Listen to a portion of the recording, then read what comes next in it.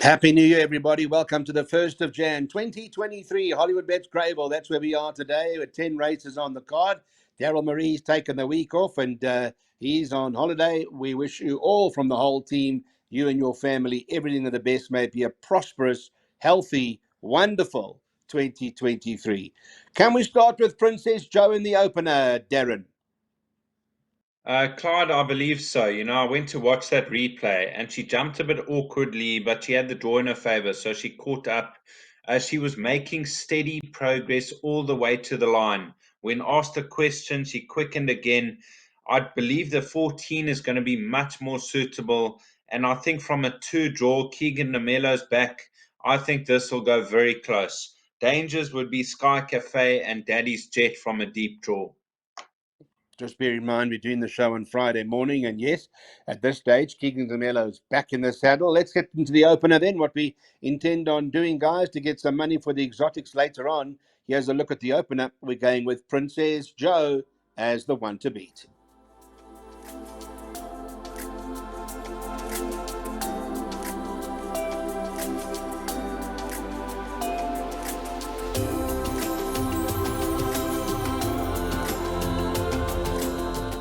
Bipod time, guys. Let's get on to the second race. Over 1,600 meters. We're on Friday, number 2 aerial display was 17 to 10. I'll call the betting out so you get an idea closer to race time whether they shortened or drifted. 7 Arvini King is 22 to 10. And then the 5 Red Pianos at 9 to 2. Left Stable's been in pretty good form. I don't know what sort of chance you give Red Piano, but I guess aerial display is the right one here, Darren. Well, it's a tricky race. Aerial displays coming on the right way, improving with each and every start, got the draw in his favor. Then there's not much separating Arverni King and Red Piano on that majestic warrior form line. I think there was under a length separating them at the line. And then Don't Stop Me Now of the rest. I think he's open to improvement. All right, so it's a bit more open than we thought. It's race 2. This is the intention from weighted to wins perspective. As here's your bipod. Darren's put up his going wide in the first leg. We're bankering later on, a couple of bankers later on. So hopefully it does get stronger for us towards the back end. And there's the bipod perm that costs 72 Rand a time.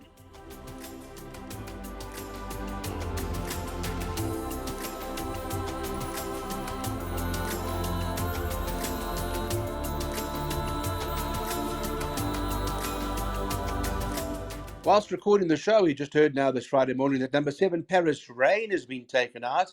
Was the original favourite. That's not running anymore. And I guess then that Natyam and Jazz Festival will now dominate, Darren. Yes, Clyde. I made the race between number 7 and 8, but with the scratching of Paris Rain, Jazz Festival's improving with each and every start, and he gets the services of Keegan de Mello. So I would have to favour Jazz Festival narrowly over Nat Yam, who wasn't disgraced on debut, and Alpha Torio for third. So 8-5-1. Oh, well, we're not sure what's going to start Toad's favourite, but let's put the PA up because we've got the scratching in with this Horse Jazz Festival. Depends on who ends up Toad favourite. Perhaps Natyam will start Toad favourite. Who knows? But that's a look at it. We've got a couple of bankers in there, and we're looking forward to getting this PA on. It costs 216 Rand.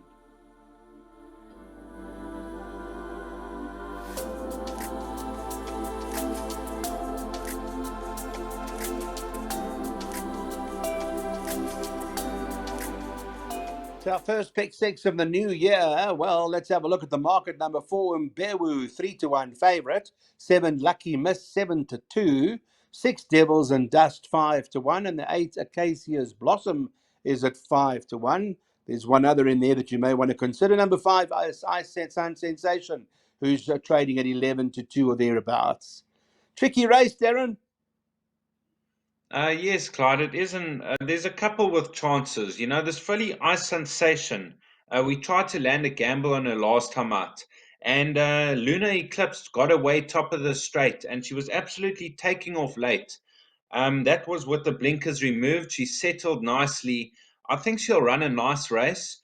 In Bewu, I mean, I can't believe this filly's still a one-time winner. She won on debut, and 15 starts since then. She still hasn't won again, but she's coming on the right way, having a peak run. Others to consider: Lucky Miss, always right there. and Devils and Dust. So 4, 5, 6, and 7 in no particular order. Yeah, no particular order. Well, it's a pick six, so let's get the pick six on. Time to get it on. The race does run at the top of the hour, 1 o'clock on Sunday afternoon. This is the opening pick six of the new year. We've got a single banker in there with one other for cover, and that's the amount we're spending, 250 odd rand for 10%. Let's hope we can start the year on a high note.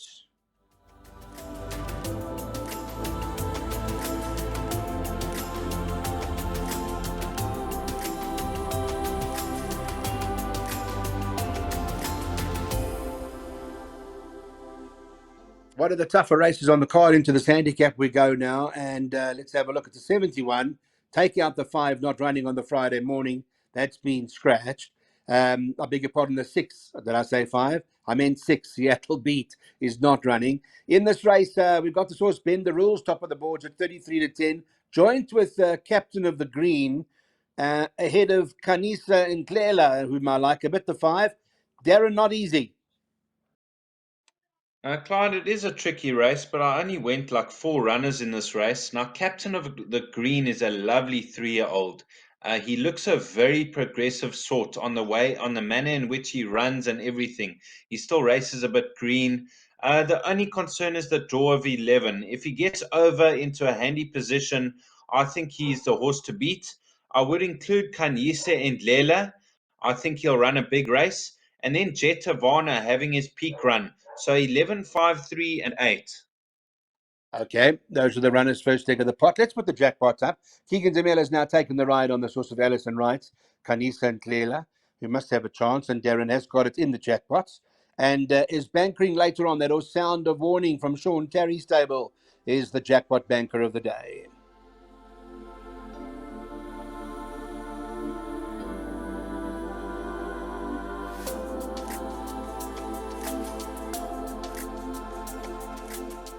On to race number 6 on the card, and this does look like for Pyromaniacs, taking priced up 22 to 10. Darren, coming out of the Betway Summer Cup race is Pyromaniac, and whilst well beaten, the form has been the form has been unreal. A handful of runners. Shango won, Red Saxon won, second base ran in the same race, so had to run, behind Red Saxon, and those are the horses that are run. So the form's deadly.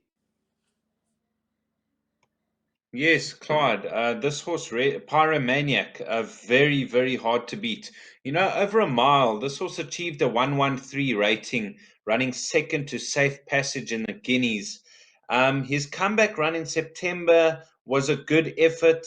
Then in the charity mile, not disgraced. I'm just hoping the going isn't too soft, and I'm hoping it firms up for him because he's going to take a lot of beating.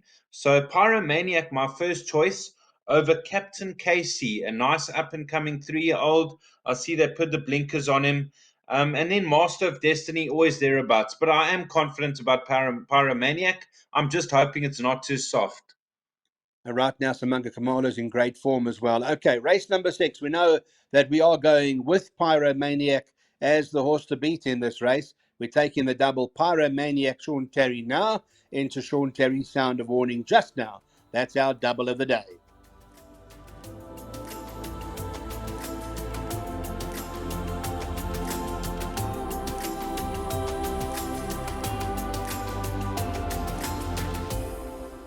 Let's get on to our next race on the card now. The running of the 7th is the Flamboyant. It's a Group 3 event, and this is where we thought that Sound of Warning would be a hard horse to beat in this particular race.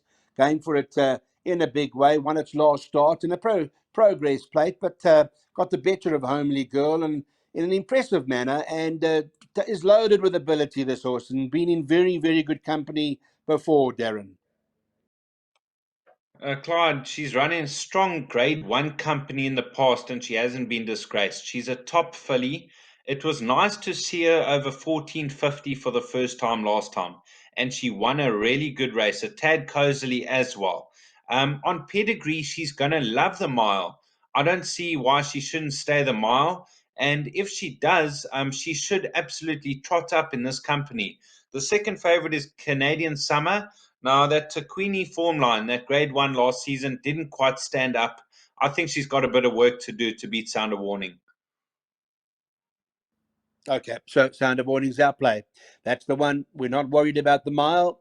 Samanga's riding for Sean, and we think that's the right combination here and the one to beat. Okay, let's get into the action. It's fairly straightforward. As indicated previously, our strike of the day, currently Friday morning, by the way, 18 to 10.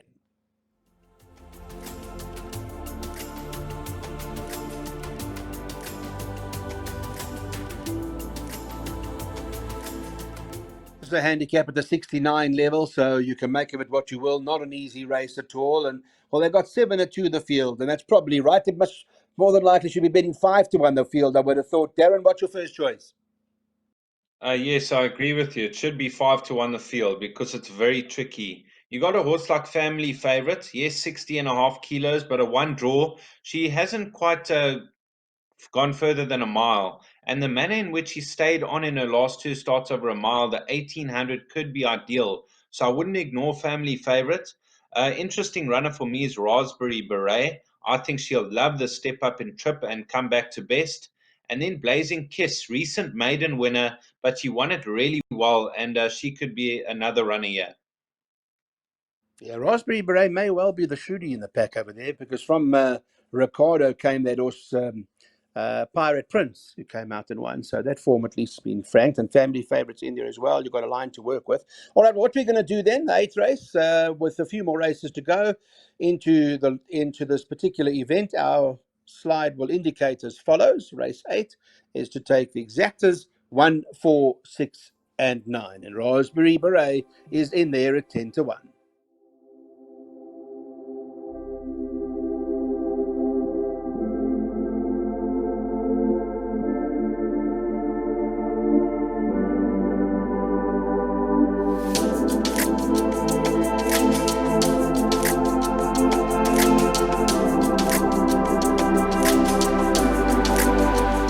9th race, not the final race. It's a handicap at the 79 level, and Market has got on Friday 7-2 the field, of which Camora tops the boards at this point in time for Tony Riverland and Muzieni.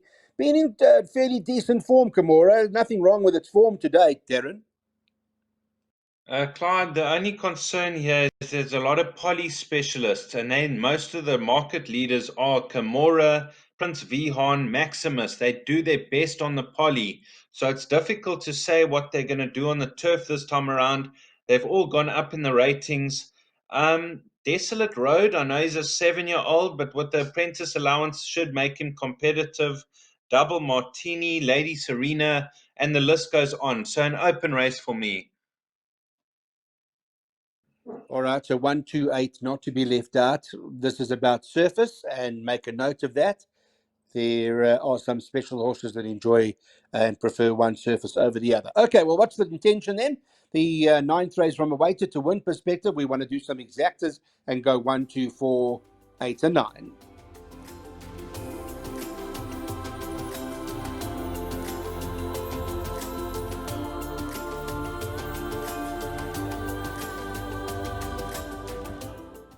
Well, it's the 10th and final. Thanks so much for watching Weighted to Win. We really appreciate it. Happy New Year to all of you. Hope it's a wonderful, prosperous, healthy 2023. We're into a handicap at the 69 level.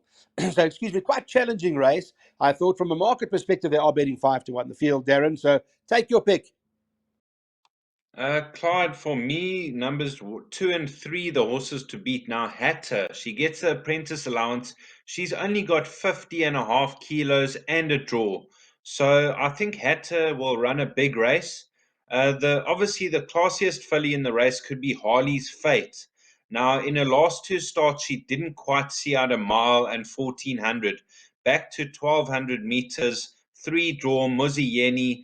For me, numbers 2 and 3, followed by numbers 6, 7, and 8. All right, we got it. We've got a 2 and 3, the principal horses, but open. That means in our 10th and final here at Hollywood Bets Grable, Weighted to Win, we'll be doing the following. And that is exactas again. We're going 2, 3, 6, 7, 8. It may be worth even trying a quartet. It's the kind of race that you're going to get money of that, there's no doubt. If you get it right, of course. Happy New Year.